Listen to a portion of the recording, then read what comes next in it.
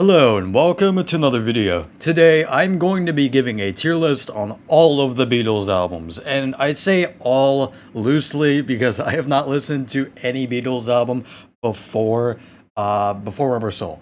And I say that because I want to listen to them, but I'm holding off on it because I'm waiting for the Giles Martin remixes. And I know a lot of Beatles purists will already get mad at me for saying that because, yes, they do change a lot of stuff about the songs. However, to be fair, they're called remixes for a reason. It's not going to be all one-to-one with what the Beatles originally did in those original mixes. There are going to be some differences, again, because it's a remix. It changes stuff. But again, that aside, I'm waiting for Giles Martin remix for most of these early albums because the 2009 remasters are still bad. I still think they are really, really bad. I made a video on why they suck. So if you want to go watch that, then go ahead. But again, I really dislike how everything is panned hard right and hard left, besides the vocals most of the time. And even then, sometimes the lead vocals are still panned hard left and hard right, and it is so jarring, especially when listening to anything else and then just hopping into a Beatles album. Boom, everything is panned hard right and hard left, and it's just, I don't know, it just feels so weird. It just, I don't know how to explain it. It just feels kind of hollow. And I know you can hear a lot of elements in these songs that you sometimes can't hear with the more standard modern mixes of Giles Martin, but I don't know, man. I just vastly prefer Giles Martin remixes over the 2009 remasters just as a whole. I know there are some songs I would say on the White Album where I feel some of the elements could have been mixed a little higher. But even then, again, I feel just as a whole, it is much more cohesive sounding than just everything being panned hard right and hard left. I really just do not like that at all. But yeah, that aside, that little rant behind, let's actually rank this. Let's rank this now. So, first of all, the White Album, I will put in S tier because it's great. It's one of my favorite albums from the 60s. It is full of experimentation and just fucking balls to the walls with bursting at the seams with ideas. It is just goes everywhere and it's not cohesive, but I love it for that. It's kind of similar in cohesiveness to Aphex Twins, not Q, Drug Cues. That was the name. Drug Cues with how not cohesive it is, but also Drug Cues is my favorite Aphex Twin album, so it has that in common with it. It is very not cohesive. It is all over the place in terms of style, but I love it for that. It is great. And also, not even to mention the highlights on this album, While My Guitar Gently Weeps, Sexy Sadie, Helter Skelter is fucking amazing, Dear Prudence, Glass Onion. There were so many great songs on this album. It is amazing. And yes, I know Revolution 9 exists, but I still like Revolution 9. And I said this in my White Album tier list, but I still like how weird it is. It is still very weird even today. Yes, I know it's not the most musical thing in the world, but it still has a sort of musicality, even in the sound collage, kind of creepy atmosphere it envelops. It is really, really cool. Even if you don't like the song, you have to admit it is very surreal, and it is a extremely bold choice to put it on the album. It is very, very ahead of its time, in my opinion, and is very good. Next is Let It Be, and Let It Be goes and get in B tier. That's so funny. But to be honest, Let It Be, just the original, is not that great, in my opinion. I like Dig a Pony. I like the production on Dig a Pony. I really do like Across the Universe as well. I feel the production on that fits very well. I feel the production actually adds to it rather than subtracts from it. Long and Winding Road. I feel with Long and Winding Road, Phil Spector just went overboard with the production. I feel he did the right amount of production on Across the Universe. It is still very minimalist in terms of production, but again, I feel the strings just go way too fucking hard on Long and Winding Road, and again, it is just so overdramatic for what it's trying to be. I just feel it's trying to just flex his production skills and wall of sound technique. I just do not like it. I know a lot of Beatles fans may like the production, and I know some of the Beatles just straight up liked his production on the album. John Lennon liked the production, and I think got him to do some of the production on Imagine, or not some, but just the production on Imagine as a whole. And he did a great job on that. He did a great job on Imagine, but again, on Let It Be, I feel like he just adds too many elements to some of these songs and kind of overproduces them a little bit. And that's why I think Let It Be Naked is a lot better. Not only in terms of the songs being more stripped back, which I feel like adheres to what they were trying to go for in the first place, but also just the track sequencing. The track sequencing is so much better on Let It Be Naked. I feel like Let It Be is a much better closer than Get Back. And I know Get Back was, the final song for the rooftop concert, but even then, I don't know, it just doesn't really fit as a closer in my opinion. It's more of like a stomping kind of opening to the album, like on Let It Be Naked, in my opinion. So yeah. Again, I vastly prefer the track sequencing on Let It Be Naked. But again, don't get twisted and think I don't like any of the songs on this album. Across the Universe is great. Dig a Pony is great. Of course, the title track Let It Be is iconic and also amazing. And yeah, and also the one blues track from George Harrison is also very good. I forgot the song title. I'm sorry. I'm really bad with remembering names. But yeah, again, it's a decently solid album. A B is not bad. But again, it's still just fine. Next, we have Revolver. This goes in A tier. It is very, very good.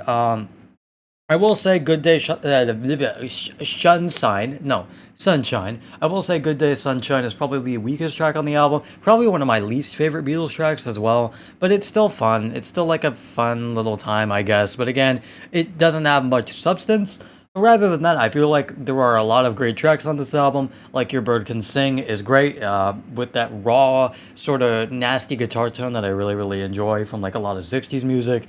And then there's Here, There, and Everywhere, which is extremely smooth and sweet. I love Here, There, and Everywhere.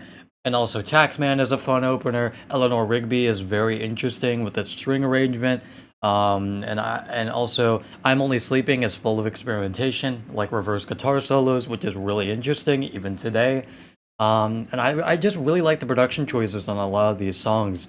But probably my favorite track on the entire album is probably the closing track. It is just so full of experimentation and super ahead of its time. It is amazing. Yeah, it is just an extremely good song. And next, we have Abbey Road.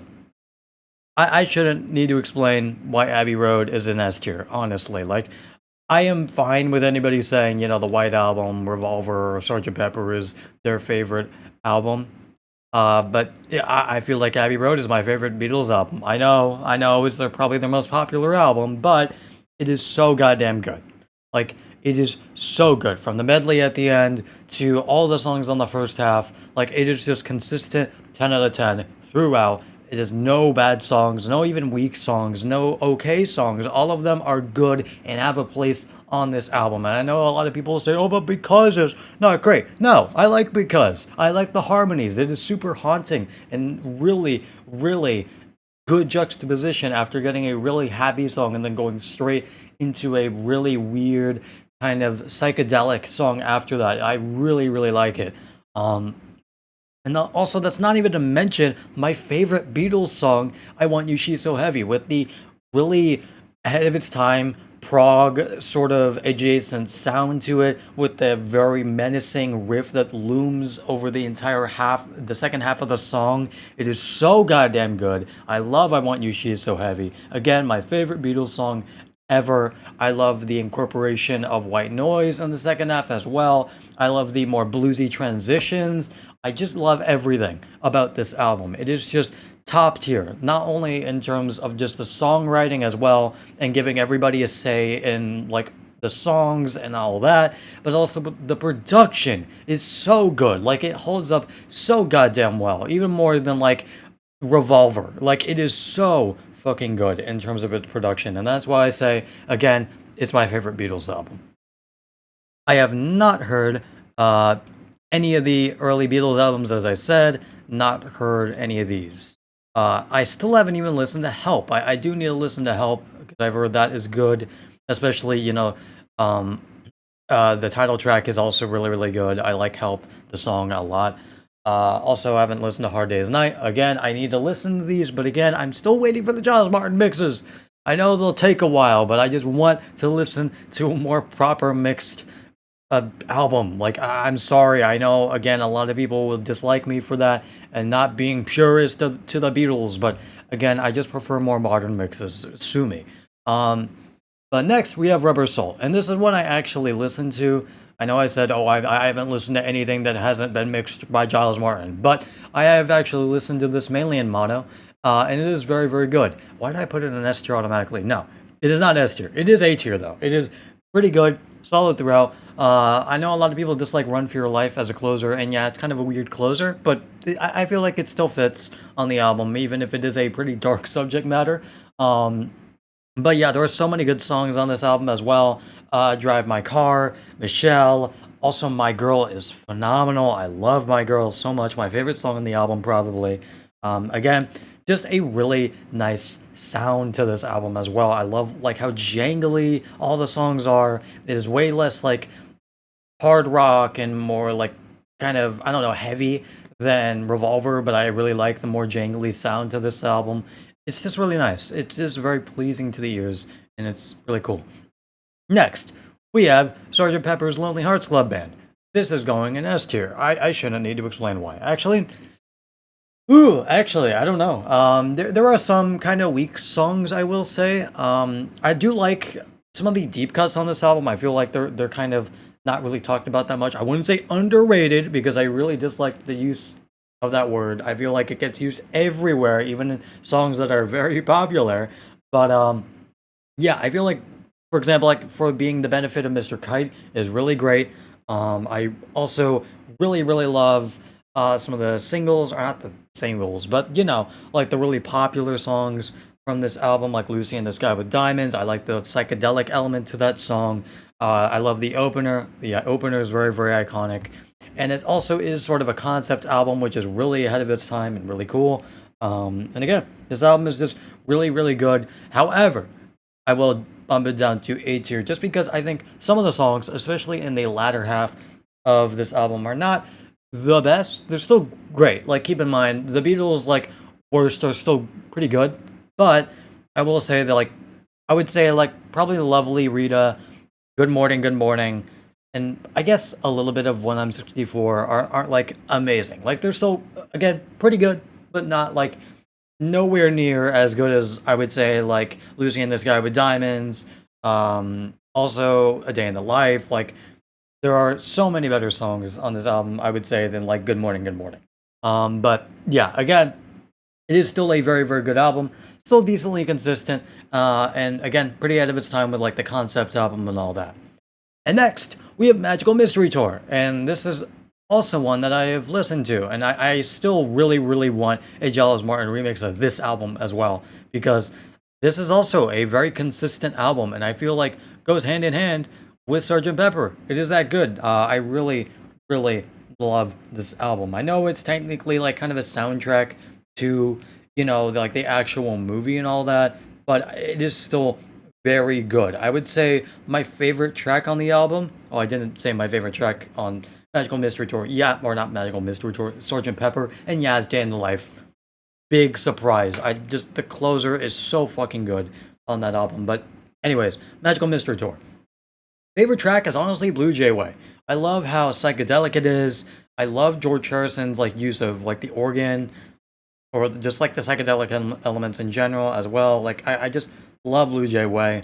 But also like Fool on the Hill are really fun times. Magical Mystery Tour is a really nice way to open the album and very fun. I Am the Walrus. Walrus. I Am the Walrus is really great. Full of nonsensical lyrics to kind of like take the piss out of Beatles fans, which is really funny. And also just really psychedelic as well. A lot of the songs on this album are really weird, psychedelic, and nice. I really love the psychedelic sounds of the 60s, and this encapsulates it very well. But also like the singles that weren't included on like Magical, or I keep saying on Magical Mystery Tour that weren't included on Sgt. Pepper that are here. Like, of course, Strawberry Fields Forever. I shouldn't need to say how great that song is. It is amazing. But also Hello Goodbye is a very fun time. Penny Lane is a fun time. Like, there are so many great tracks on this album, and I feel like All You Need Is Love is a very good closer for the album, and that's why I put it here. I wouldn't say there are any, like, real super weak songs on the album, which is why I put it here. A little bit of a little head of Revolver. And again, know a lot of people get mad at me for this, but again, I just feel like slightly better than Revolver, ever so slightly better than Revolver, just because of the more psychedelic sound to it that I just kind of prefer. And I know, again, there were a lot of psychedelic kind of sounds on Revolver as well, but again, I feel like they really, really nailed it down on Magical Mystery Tour. That they also nailed down on Sgt. Pepper. And also, again, just it's very consistent. So yeah, I really like how consistent a lot of the Beatles albums are, and this is no outlier in that case. But yeah, that's basically it. I will make like an updated tier list once I've listened to like all of the earlier albums. I still might just listen to them anyway, even if they don't have a Giles Martin mix and all that. But again, I still just would vastly prefer listening. I still vastly prefer listening to them in like mono or just a Giles Martin mix because again, I really just like the 2009 remaster. So I probably will just listen to them in mono. So yeah, again, I'll make an updated tier list probably when I listen to these albums. But yeah, this is my tier list so far of the Beatles albums, and they are very, very good. And I recommend anybody listen to any of these albums in the A column or the S column. Like, they are all very, very good. But yeah, that's basically it, and I will see you guys later. Goodbye.